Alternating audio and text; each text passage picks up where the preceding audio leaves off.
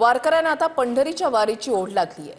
संत पालखी सोहळ्यासाठी राज्याच्या कानाकोपऱ्यामधून वारकरी दाखल झालेत। संत ज्ञानेश्वर महाराज आणि संत तुकाराम महाराज पालखी सोहळा आज पुण्यामध्ये दाखल होणार आहे। या मानाच्या पालख्या प्रकारे विठ्ठलाची सेवा करण्यासारखा भाव आहे।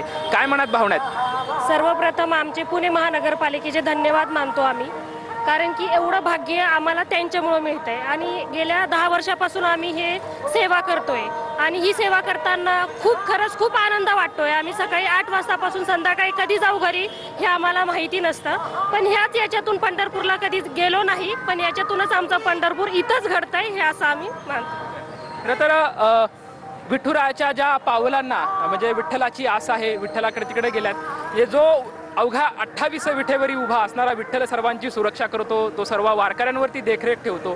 त्या वारकऱ्यांच्या सुरक्षेसाठी खरं तर आज पोलीस प्रशासन म्हणून तुम्ही तैनात आहात, महानगरपालिकेच्या वतीने तुम्ही म्हणजे सुरक्षा म्हणून तैनात आलात। काय मनात भावना वाटते? मनामध्ये भावना अशा येतात की कुठं ना कुठं आपण स्वतः तर जाऊ शकत नाही पंढरपूरला तिकडे वारकऱ्यांसोबत, पण त्यांची सेवा करताना एक समाधान हे मिळतं आपल्याला की आपण काय फुल फुलाची पाकळी वारकऱ्यांची सेवा करतोय, म्हणजे थोडक्यात त्या माऊलीची सेवा झाल्यासारखीच आहे। त्यातनं आपल्याला प्रत्येक वारकरीमध्ये आपल्याला पांडुरंग आणि रुक्माई दिसते, तिथनं आपल्याला दर्शन इथनंच घेता येते।